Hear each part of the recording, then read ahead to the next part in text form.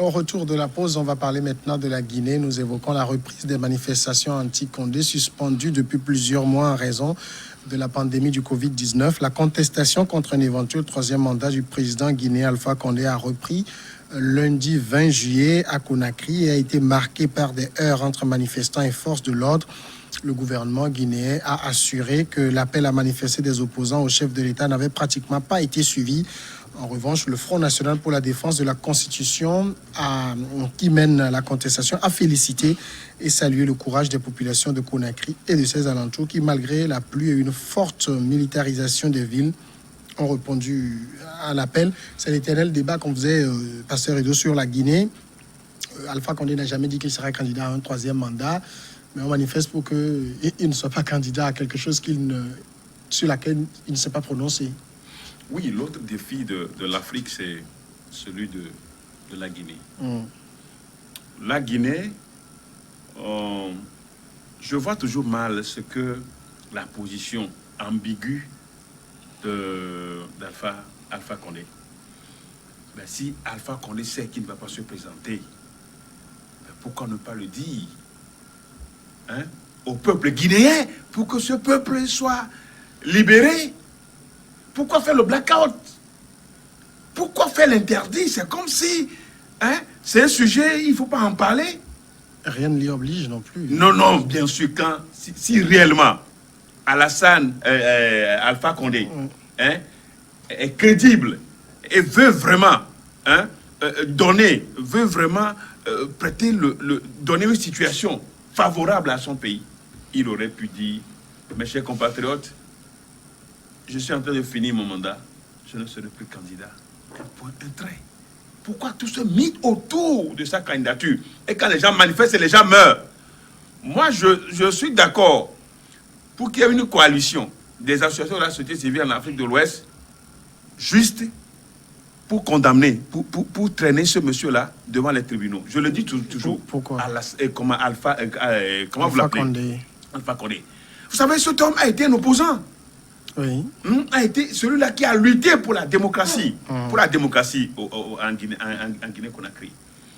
Et sous l'autre, Lassana Conté, il a souffert des blessures, des prisons partout. Moi, je l'ai vu ici un jour, on l'a chassé de Guinée, et il est venu à Lomé. Moi, je l'ai vu. Je l'ai vu, les conditions dans lesquelles je l'ai vu. Ce monsieur, aujourd'hui, au pouvoir, est devenu un tyran. Alpha Condé est un tyran pour les Guinéens. Regardez combien de morts pendant les manifestations. Et la dernière fois, il a dit, si les gens souhaitent sa mort, il va enterrer beaucoup de personnes. Il va enterrer lui. Il va enterrer avant de mourir, il va enterrer beaucoup de personnes. Sur une radio en Guinée. Ce n'est pas normal quand même. Donc, voilà ce que le front, sauf le front anti-Alpha Condé, est dans son rôle. Parce que le mutisme d'Alpha Condé, ça laisse à désirer. On sent qu'il a le goût, puisqu'il apporte toujours du soutien à ceux qui réellement tripatouillent les constitutions pour un autre mandat de plus que ce qu'il devait faire. Donc, c'est dire qu'il a ça dans son sang et c'est ce qu'il veut donner aux Guinéens. Et les Guinéens sont tellement avisés, veulent lui barrer la route. Et maintenant, il faut aller de mort en mort. Moi, ça fait mal qu'il faut continuer en Afrique pour des raisons politiques. On va continuer pas tuer. Moi, ça me fait très mal. Oui, ce qu'il a dit, moi, je suis un peu quelqu'un qui veut comprendre. Je veux comprendre un certain nombre de phénomènes. D'abord, aujourd'hui, la position du président Alpha Condé discrédite tous les partis politiques de l'opposition. Parce que, tel que ce monsieur a fanfaronné en présence de Lassana Conté, moi je me disais qu'avec lui, la Guinée prenait l'élan de la démocratie, l'alternance, de l'état de droit, etc., etc., etc. Si c'est cette personne qui est là, il se pose un problème. Nous devons, nos grands professeurs, chercheurs, doivent aller dans des études, des recherches, pour voir qu'est-ce qui se trouve dans le règne présidentiel en Afrique, qui fait l'histoire là que mon grand-père racontait, qu'entre-temps, le sucre était noyé dans l'eau, la farine est allée pour l'enlever, la farine elle-même s'est retrouvée dedans. Vous voyez, c'est la petite glouton, c'est la gloutonnerie. Non, ce n'est pas. C'est la gloutonnerie. Je ne suis pas sûr que ce soit la gloutonnerie. Pourquoi pas ailleurs dans les autres pays? Non, je ne suis. Justement, pourquoi nous sommes atypiques? C'est ça la question qui se pose aujourd'hui et qui mérite une étude. Sinon, les choses, les opposants vont s'ameuter, ils vont enlever Alpha Condé, un autre opposant viendra et il va reprendre la même chose. Parce que nous n'aurons jamais compris pourquoi ça se passe. Voilà pourquoi il faut vraiment que nous allions comprendre pourquoi cela se passe ainsi. Non, est-ce que l'état de lieu là vaut la peine? Non, la preuve c'est qu'aujourd'hui, ils sont combien?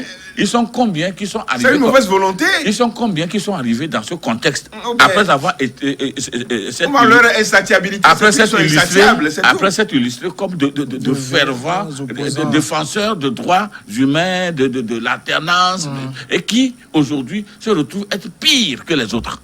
C'est ça le problème. Donc, ce qu'il disait par rapport aux autres, c'était une jalousie ou bien une ambition. Oui, mais en même temps, en quoi Alpha Condé est pire que les autres? Je l'ai rappelé, il n'a jamais dit qu'il fera un troisième mandat. Non, mais au fait, le problème c'est quoi?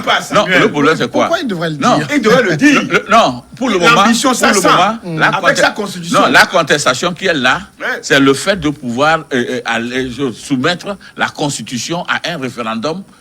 Quand on soumet cette constitution, c'est ce que j'ai dit. Quand on soumet la constitution, il y a un boulevard qui est là. Il y a un boulevard qui permet maintenant de pouvoir. C'est justement ce qui crée des problèmes.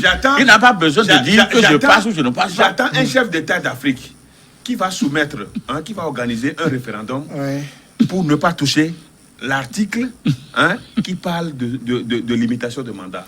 Justement, en Guinée, Alpha Condé n'y a pas touché. Les mandats restent toujours limités à 2. Oui. Même dans la nouvelle constitution adoptée. Oui, ben non, mais... Maintenant, le reproche qu'on lui fait, c'est sur cet éternel débat de rétroactivité ou pas. Et je l'ai dit, c'est le FNDC qui porte la constitution le débat. Pour maintenant à partir de quand? Oui, justement, vous savez, la constitution ne dispose que pour l'avenir, elle ne dispose pas pour le passé. Et dans ce cas... C'est fait sciemment. Toute nouvelle constitution est d'application immédiate. Mon ami, c'est une grande école. Dès son premier mandat. Pour que ça commence ça aurait été la même chose. Il aurait eu la possibilité d'un troisième mandat. Non. C'est-à-dire, si vous prenez un mandat. Non, c'était son premier mandat. Donc, il aurait fini son premier mandat. Et le deuxième mandat, il serait en train de le finir. Mon ami, si vous changez la constitution dans votre premier mandat, oui, et qu'on suppose que les compteurs sont remis à zéro, le premier mandat que vous faites ne fait pas partie de la Constitution. Ce mot-là, il faut l'enlever. Ah ben, naturellement, c'est ce qui va se passer. Ça m'énerve. Non, c'est dans un pays où on parle. Non, c'est ce qui va se passer. C'est dans un pays où on a inventé. Non, c'est dans un pays où on a inventé le compteur à zéro. Non, justement. Et je n'aime pas ça. Non, en fait, le problème, c'est quoi? Le problème, c'est quoi? Je vous dis que quand on va à une lutte là, à un combat, il faut explorer toutes les écoles qui forment des gens contre qui vous allez vous opposer. Si vous ne faites pas... Et souvent, pour le malheur des gens... Justement, qui n'aime pas la victoire? Qui n'aime pas la victoire? Quand moi je veux me battre avec toi... Quand la victoire c'est une victoire judicieuse. Moi je veux une victoire judicieuse. Quand je veux me battre avec toi... Moi je veux une victoire pas une victoire frauduleuse. Le problème est simple. Pas une victoire d'intérêt personnel. Non mais au fait, c'est de la haute intelligence que de monter de ces débats et de contrecarrer son adversaire avant même que le combat ait commencé. Oui, Alpha Condé est en train d'être un fâcheux précédent pour les opposants en Afrique. Parce qu'on ne peut pas admettre. Regardez, moi ce qui me fait mal souvent, c'est que depuis qu'Alpha Condé est venu au pouvoir, s'il faut faire le bilan du nombre de personnes tuées pendant des manifestations, je me demande, est-ce que c'est lui, ce monsieur-là que je connais? C'est un peu ça. Donc, pourquoi pas ne pas dire aujourd'hui, mes compatriotes, j'ai fini mon deuxième mandat, je ne me présente plus. En même temps, Pasteur Edo, est-ce que c'est un crime de lèse-majesté de faire un troisième mandat? Je crois tout récemment, en octobre 2019, il y avait eu les chefs d'État, les anciens chefs d'État qui sont retrouvés au Niger, sous le trône de, je crois, NDI et puis les partenaires Fondation Kofi Annan. Et ils ont dit quoi? Non au troisième mandat. C'est vrai quand même que ce n'était pas une décision qui était contraignante. Mais c'était une réflexion. Une réflexion pour permettre à la démocratie. Oui, c'était une réflexion pour permettre à la démocratie de s'enraciner. Vous posez bien le mot. Non, en fait, quand les gens disaient est-ce que oui, la est-ce qu'ils étaient- démocratie est tributaire de deux mandats? Non, Pourquoi c'est ce modèle-là qu'on veut pour nos pays? Pourquoi justement? Ce mandat, Pourquoi? ce modèle-là, il faut l'avoir parce que ce n'est pas parce qu'on est en train de copier, on est en train de copier les autres. C'est ce qu'on fait. Non, c'est ce qu'on fait, parce que mais déjà 10 ans. Non, si, fait... 10 ans, si c'est 5 mandats, si c'est un quinquennat, 8 ans, si c'est un mandat unique. Non, si c'est 4 ans. Si c'est 4 ans, 8 2 ans. fois 2. Ouais. Oui, je crois que ça suffit largement pour que vous puissiez faire quelque chose. Si vous ne faites rien en 8 ans ou en 10 ans, vous ne ferez plus grand-chose. Bon, en fait, moi, le pouvoir, vous serez usé par le pouvoir. Et ce serait même des abus, hein, de l'autocratie, du despotisme, finalement. Donc, c'est pourquoi, si ailleurs, ça se fait et que ça donne de bons résultats, en Afrique aussi, faisons-le. Est-ce que ça donne de bons résultats? Non, Samuel, c'est ça la question. Samuel, tu sais, est-ce que ça donne de bons résultats? Ce qui énerve, c'est qu'on est d'accord pour le principe que la Constitution, les mandats soient limités à 2. D'abord. Maintenant, l'appétit, la gloutonnerie de ces chefs d'État-là, c'est que quand ils sont en exercice de leur mandat, qu'ils changent le jeu, ils disent non, maintenant il faut 3. Alors ils sont d'accord pour la Constitution qui prévoit la limitation des mandats. Samuel, si j'étais, j'avais aussi un grand mouvement comme le mouvement Martin Luther King, ce que j'aurais expérimenté aussi, c'est de dire maintenant oui pour plusieurs mandats au chef de l'État, pour voir si vraiment, je dis aux chefs d'État qui sont là, pour voir si, effectivement, je ne me trompe pas, qu'il y ait des mains invisibles qui soutiennent. Est-ce que vous voyez? Parce que nous savons... attends, nous savons aujourd'hui... Il faut toujours parler je te parle... interne ou bien externe? Je te parle de quelque chose. Aujourd'hui, nous savons que toutes les troubles qui naissent en Afrique naissent à partir du 3e mandat. Oui. Est-ce que tu vois? Oui. Et ce n'est pas parce que... Avec des morts. Non, je ne sais pas parce que ceux qui optent pour le 3e mandat ne peuvent pas opter pour autre chose. Pourquoi c'est pour cela qu'ils optent? Nous ne savons pas. C'est pourquoi je dis, il fallait maintenant dire, ok, si c'est ça la règle du jeu là, nous acceptons. Pour ils ont peur de l'inconnu? Ils ont peur de demain? Non. En fait, on ne peut pas aller à cette science. Je dis, maintenant là, si c'est ça qui crée le problème, maintenant disons oui, parce que quelque part en Chine, on n'a jamais eu de démocratie, il n'y a pas eu de choses, mais la Chine aujourd'hui évolue. Est-ce que tu vois? Faisons aussi l'expérience de la Chine. Non, faisons aujourd'hui l'expérience de dire, allons-y, pour voir si celui à qui profite la durée, la longévité au pouvoir, va se sentir maintenant blessé et va vouloir nous demander maintenant, va vouloir conseiller. Parce que si vous ne... Non, je pense que... Non, c'est normal, ça dit que si vous voulez la chose... c'est des ambitions... Si vous voulez la chose... Non, si vous voulez la chose... Les ambitions démesurées. Pourquoi on ne veut pas s'arrêter au 2e mandat et laisser les autres faire? Pour donner l'impression, pour pouvoir comparer. Pourquoi on ne veut pas s'arrêter au 2e mandat? Pourquoi c'est le 3e mandat? Pourquoi c'est le 4e mandat? Pourquoi un autre mandat en Chine aujourd'hui, on ne peut pas parler de démocratie, on ne peut pas parler de droits humains? Pourquoi? Parce que les gens ont compris un certain phénomène et ils se disent, ah, si nous le laissons, ça veut dire que ce que nous créons va advenir. Quand bien même... Analysons les choses très bien. S'il faut prêter ça à la Chine, il faut quand même, faut pas forcément... Il y a juste quelques années, la limitation de mandat, le verrou a été sauté en Chine. Non, je dis oui. On n'a pas vu tous ces débats passionnés qu'on voit sur l'Afrique quand la question se pose. Pourquoi justement? Mais la plupart des temps même, quand on considère les 2 mandats, on voit que les gens viennent, c'est pour s'enrichir, et puis après, c'est une minorité qui s'accapare, une bourgeoisie qui organise certaines bourgeoisies à la tête du sommet, avec la famille, hein, la famille.